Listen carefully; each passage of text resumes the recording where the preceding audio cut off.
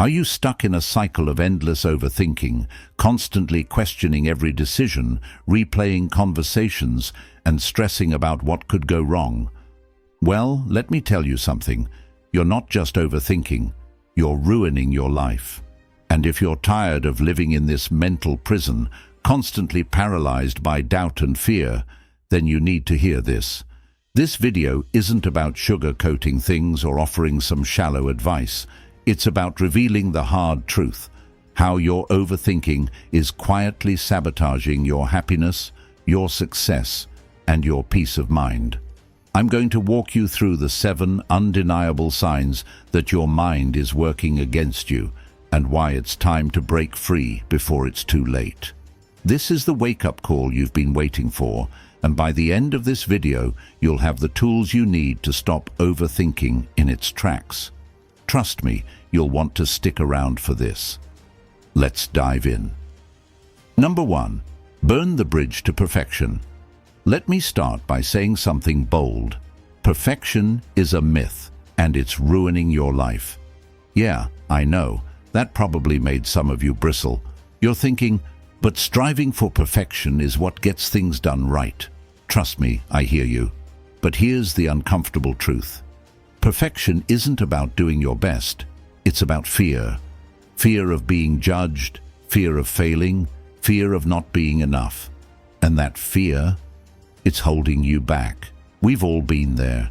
You sit down to write an email, and an hour later, you're still tweaking the same sentence. Or you're prepping for a presentation and find yourself obsessing over fonts instead of the actual content. And don't even get me started on social media captions. Does this sound too formal, too casual? What if someone misunderstands me? The spiral is endless. You know the type, second-guessing every word, every choice, until you're stuck in analysis paralysis. It's exhausting, isn't it? So here's my radical idea. Burn the bridge to perfection. No, really. Stop trying to get everything just right. Instead, commit to the act of doing, flaws and all. You know why? Because perfection is a moving target and you're never going to hit it. Let me explain it like this. Perfection doesn't actually exist. It's this imaginary ideal we invent to keep ourselves from risking rejection or failure. But the irony? In trying to avoid failure, you fail to even start. I know this sounds extreme, so let me tell you a quick story. A few years ago, I was tasked with organizing a big team project at work. I spent weeks crafting the perfect presentation, rewriting slides, rephrasing bullet points, and stressing over whether I'd covered every possible question. By the time the meeting rolled around, I was mentally fried. And guess what? Half the team barely glanced at my perfect slides. Instead, they focused on one off-the-cuff point I made during the discussion. That's when it hit me. The energy I'd poured into perfection didn't matter. What mattered was showing up, saying what needed to be said, and letting the rest unfold. Here's what happens when you burn that bridge. You free yourself. You reclaim your time, your mental space, and honestly, your sanity. It's not about being sloppy or careless. It's about trusting yourself to get it good enough and move on. You don't need 5 drafts of an email. Write it, skim it for glaring errors, and send it. Don't obsess over whether your kitchen looks Pinterest-worthy before inviting friends over. They're coming to see you, not your perfectly aligned throw pillows. This isn't about lowering your standards. It's about shifting your focus. Because when you stop aiming for perfect, you start aiming for real. You start showing up, taking risks, and allowing yourself to grow. And you know what? That's where the magic happens. So burn the bridge to perfection. Let it go up in flames. Because on the other side, there's freedom, growth, and a life that feels a lot more like living. And isn't that the goal? Your time, your energy, and your peace of mind are too valuable to waste chasing something that doesn't exist. Number 2. The 2-minute oblivion rule. Here's a thought that might just shake up your world. Most of the decisions you agonize over don't actually matter. I know. That sounds reckless, right? But hear me out. Think about the last time you spent 20 minutes debating something trivial, what to order for lunch, which photo to post, or whether to start your task now or after just one more scroll through social media. And what did all that overthinking get you? Stress, wasted time, and a growing to-do list. The truth is, indecision is the real villain here, not the choices themselves. We've all been trapped in that loop. You know the one, where you open a menu and spend ages flipping back and forth, worried you'll pick the wrong thing. Or when you keep rewording an email draft, trying to strike the perfect balance between professional and approachable. And don't even get me started on those Netflix binges where you spend more time choosing a movie than actually watching one. It's exhausting, isn't it? That's where the 2-minute oblivion rule comes in. It's a ridiculously simple strategy with a powerful punch. Give yourself exactly 2 minutes to make a decision or take action. When the timer's up, that's it.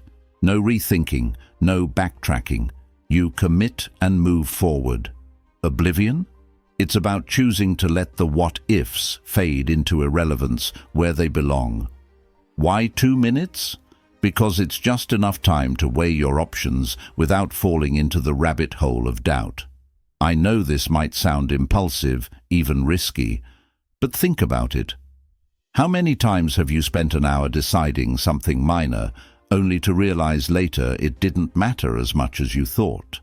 That extra deliberation didn't improve the outcome, it just ate up your time and energy.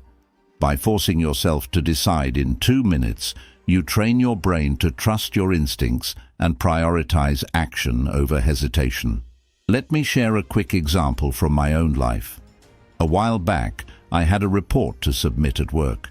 I'd already spent days on it, but I found myself nitpicking, adjusting fonts, tweaking wording, rechecking data I'd already verified. Finally, I set a timer for 2 minutes, gave myself permission to declare it done, and hit send as soon as the timer buzzed. You know what happened? Not only was the report well received, but I also freed up hours of my day. Hours I'd have otherwise spent agonizing over details no one else would notice. The real magic of the 2-minute oblivion rule isn't just about saving time. It's about reclaiming mental peace. When you stop second-guessing every decision, you start focusing on what really matters: your goals, your relationships, your creativity. You realize you're capable of making good choices without torturing yourself over them. And let's be honest, the relief of simply deciding is worth more than whatever hypothetical perfection you are chasing. So the next time you feel paralyzed by a choice, set a timer and let the 2-minute oblivion rule work its magic. Trust yourself, make the call, and move on. Because your time, your energy, and your peace of mind are far too valuable to waste on endless overthinking. Number 3. Silent war, the 24-hour word strike. Here's a question for you. When was the last time you said nothing when you really wanted to explain yourself? Think about it. Someone questioned your choices, doubted your motives, or misunderstood your actions, and your first instinct was to jump in, to explain, justify, or defend. Feels familiar, right? Now imagine this. What if, for just 24 hours, you said absolutely nothing in your own defense? No explanations, no justifications, just silence. Sounds impossible. Maybe even a little risky. Trust me, this silent war might be exactly what you need. We've all been there. You tell someone you can't make it to an event, and suddenly you're giving a play-by-play of your packed schedule to prove you're not just being lazy. Or you make a decision at work, and when someone raises an eyebrow, you feel compelled to explain every thought process behind it. It's exhausting, isn't it? Always having to validate yourself, constantly worrying if others think you're rude, careless, or ungrateful. The truth is, this endless over-explaining doesn't change how others perceive you, it just drains you. That's where the 24-hour word strike comes in. For one full day, you commit to saying nothing in your defense. Someone questions why you did something, you smile and nod. Someone presses you for a reason, you politely decline to answer or simply let the moment pass. No explanations, no justifications, just calm, confident silence. Why? Because silence is powerful. It's not weakness, it's strength. It says, I don't need to convince you because I trust myself. I know what you're thinking. Won't this come off as passive-aggressive? Maybe, but here's the twist. It's not about them. It's about you. We explain ourselves because we want to be understood, accepted, or liked. But in doing so, we hand over our power. The word strike forces you to take that power back, to sit with the discomfort of being misunderstood, and realize that your worth doesn't hinge on anyone else's approval. I tried this once at a family dinner. My cousin asked why I hadn't RSVP'd to her event yet. Normally, I would have launched into a spiel about how busy I'd been with work, errands, and life in general. But this time, I simply said, I haven't decided yet, and left it at that. Her reaction, a brief pause, a shrug, and then she moved on. No drama, no hard feelings. And me? I felt an odd sense of freedom, like I'd just broken a chain I didn't even know I was wearing. The beauty of the 24-hour word strike isn't just about saving your breath, it's about saving your energy. It's about realizing that you don't owe anyone an explanation for your boundaries, your decisions, or your life. It's about reclaiming your mental space from the constant tug of validation and finding peace in simply being. So, take the challenge. Declare your silent war for a day and see how it feels. Yes, it'll be uncomfortable at first, and yes, people might give you funny looks. But by the end of those 24 hours, you'll notice something incredible. The world keeps turning, people adjust, and most importantly, you'll feel lighter, freer, and more in control. This isn't about shutting people out. It's about letting yourself in. It's about trusting your voice so deeply that you don't feel the need to constantly use it. Your space, your choices, your peace, they're worth the silence. Number 4, stop thinking, start doing challenge. Let me hit you with a truth bomb. Overthinking is the thief of action. Think about how many great ideas, plans, or dreams you've had that never saw the light of day because you were stuck in your own head. You wanted everything to be perfect, every detail just right, every risk accounted for. But what happened instead? Paralysis. The more you thought, the less you did. It's like trying to drive a car while stomping on the brakes. You're not going anywhere. We've all been there. You have a project you want to start, a call you need to make, or even a workout you've been meaning to do. But then the questions start swirling. What if I mess up? What if it's not good enough? What if people judge me? Suddenly, what was a simple task turns into an epic mental chess game against yourself. And spoiler alert, overthinking always wins if you let it. That's where the stop thinking, start doing challenge comes in. It's deceptively simple, but wildly effective. For the next 24 hours, every time you feel yourself overthinking, you act instead. No over-planning, no over-analyzing, just action. It could be as small as sending that email you've been drafting in your head, or as big as finally signing up for that class you've been researching for weeks. The moment you catch yourself spiraling into "should I?" or "what if?" you do it, period. Now I know what you're thinking, but what if I make a mistake? Guess what? You probably will, and that's the point. Taking action isn't about being flawless, it's about creating momentum. Mistakes are just proof that you're moving forward, and trust me, forward is a lot better than standing still. Overthinking convinces you that every move needs to be perfect, but in reality, perfection is just an excuse to avoid starting. Here's a quick story to show you how this works. A friend of mine had been wanting to start a side hustle for months, but kept getting stuck in the details. Logos, branding, market research. One day, I dared him to take this challenge. No more planning, no more thinking. He went home, posted a simple announcement on social media about his service, and guess what? He got his first client within hours. Was it perfect? Number. But it was real, and it was a start.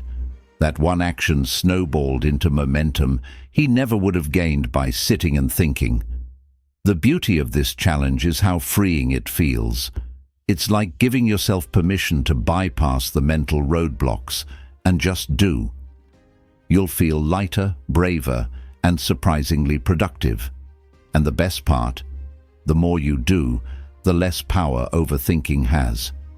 It's like retraining your brain to prioritize action over hesitation.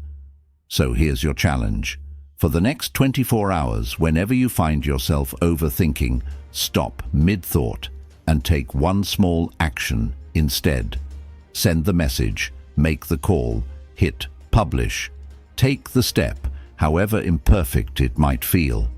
Because progress isn't made in your head, it's made in the doing. At the end of the day, you'll realize something incredible. You've accomplished more in 24 hours of action than in weeks of overthinking. You'll feel empowered, in control, and maybe even a little unstoppable. And that's the magic of this challenge. It's not just about getting things done. It's about reclaiming your time, your energy, and your confidence. So, what are you waiting for? Stop thinking. Start doing. Your future self will thank you. Number 5. Adopt a flawed mentor. Let me tell you something unconventional. The perfect mentor doesn't exist. We often picture them as these larger-than-life figures who've got it all figured out, a mix of wisdom, charisma, and zero mistakes. But chasing perfection, even in a mentor, is like searching for a unicorn in a jungle. It's not realistic, and it's probably holding you back. The truth is, the best mentors aren't the ones who have flawless resumes. They're the ones who've failed, stumbled, and learned the hard way. Now, you might be thinking, why would I want advice from someone who hasn't mastered it all? Well, let me flip that for you. Who better to guide you than someone who's been in the trenches, someone who knows what it feels like to get it wrong and still keep going? A flawed mentor shows you not just the shiny wins, but also the messy, raw process of growth. And isn't that what you need? A dose of real, unfiltered perspective, not some airbrushed fantasy. You know the type of person I'm talking about. The co-worker who missed a big promotion but learned how to bounce back stronger. The friend who started a business, failed miserably, and then started again, wiser. Or even the family member who's honest about their mistakes and what those missteps taught them. These aren't perfect role models, but they're real, and that's what makes them powerful. Here's the idea. Instead of idolizing someone you think is beyond mistakes, adopt a flawed mentor. Look for someone who's unapologetically human, someone who owns their imperfections and shares how they've navigated through them. Why? Because they'll teach you how to handle failure with grace, how to pivot when things fall apart, and how to move forward when the path ahead feels unclear. I remember this one time at my first job. My boss was not your textbook example of perfect leadership. She'd admit when she messed up, sometimes overcommitted, and often struggled with balancing work and life. But she had this amazing ability to troubleshoot under pressure and a knack for turning mistakes into opportunities. One day, after a major project went sideways, she sat our team down and said, "Okay, we screwed up. Here's what I've learned, and here's how we'll do it better next time." That moment stuck with me more than any perfect example could have. Her honesty about imperfection made her lessons relatable, and her resilience taught me more than perfection ever could. This approach isn't just about learning skills, It's about embracing the mindset of progress over perfection. It's about seeing failure as a stepping stone, not a dead end. A flawed mentor normalizes setbacks, making them less intimidating and more like opportunities for growth. You learn to give yourself the same grace they've learned to give themselves, and that's a life lesson no textbook or seminar can teach you. Think about it. Would you rather learn from someone who pretends to have it all together, or someone who shows you how they piece things back together when it all fell apart? Adopting a flawed mentor isn't just about finding guidance. It's about finding inspiration in the messy, beautiful reality of being human. So, here's your takeaway. Stop waiting for the perfect mentor to show up. Look around you. Who's already living a story of resilience? Who's making imperfect progress? Start learning from them, because perfection isn't relatable, but real is. And real has the power to transform your journey, one flawed but meaningful step at a time. Number 6. The one-thought hitman technique. Let me start with this. Your mind can be your biggest ally or your most relentless enemy. The difference? It all depends on whether you let your thoughts run the show or you take the wheel. And here's where it gets interesting. Sometimes the only way to regain control is to send in a hitman. Not literally, of course. I'm talking about what I call the one-thought hitman technique. It's bold, it's effective, and yes, it might sound a little dramatic.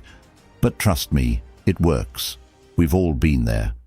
You're replaying an embarrassing moment from 3 years ago, or obsessing over a worst-case scenario that hasn't even happened.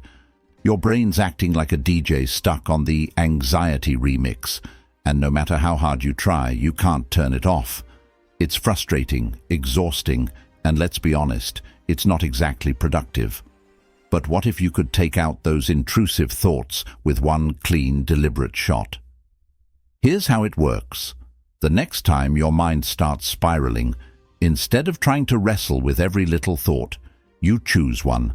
A single intentional thought that's so sharp, so focused, it cuts through the noise. It's like hiring a mental hitman to take out the chaos. Why? Because when you give your brain a clear directive, it stops running in circles. It's science and a little bit of psychology. Your brain can't focus on everything at once. Give it one powerful target, and the rest fades into the background. I know what you're thinking. Okay, but what kind of thought are we talking about? Simple. It's something that shifts your perspective immediately. For example, when I'm drowning in self-doubt, my go-to thought is, what would this look like if it were easy? It's such a jarring question that it forces me to reframe the situation entirely. Suddenly, I'm not stuck in a problem, I'm solving it. Let me give you an example from my own life. A few months ago, I was prepping for a presentation, and my mind was doing its usual thing. What if I mess up? What if they don't get it? What if they hate it? Classic overthinking. So, I deployed the technique. My hitman thought, you've done harder things than this. I repeated it, let it sink in, and like flipping a switch, my focus shifted from fear to confidence.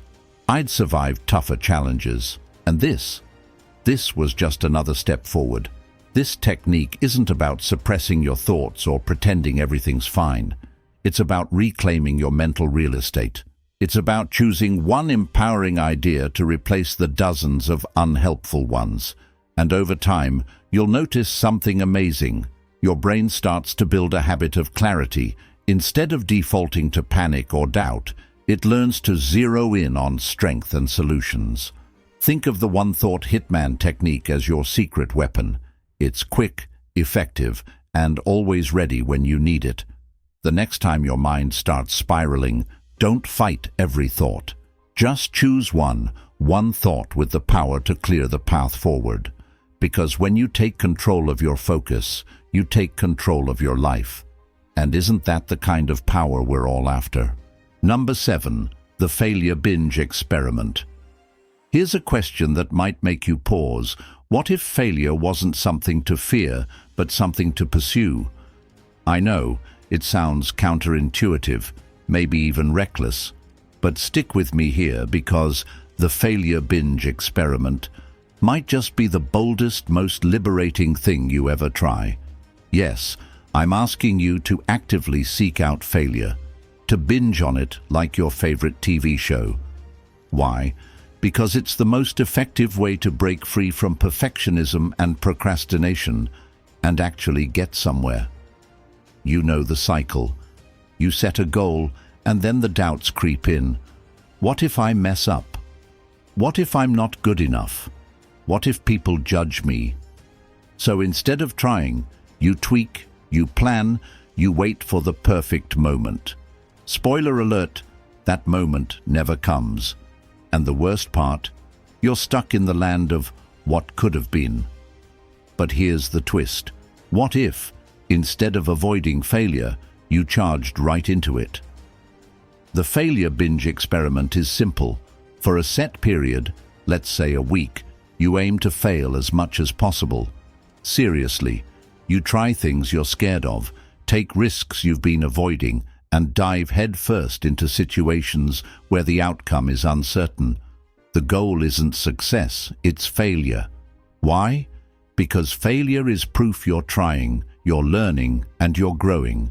It's not the enemy, it's the gateway to progress. I know this might sound like a recipe for humiliation, but hear me out. Failing repeatedly, on purpose, does something magical. It desensitizes you. Each failure stings a little less, and you start to realize something incredible. It's not as scary as you thought. Plus, in the process of failing, you're doing something even more important. You're gaining momentum. Let me share a quick story. A few years ago, I was terrified of public speaking. The idea of standing in front of a crowd and potentially bombing was enough to make me break out in a cold sweat. So I decided to try the failure binge experiment.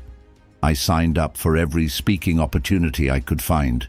Big ones, small ones, even ones where I knew I wasn't fully prepared. And you know what? I bombed hard.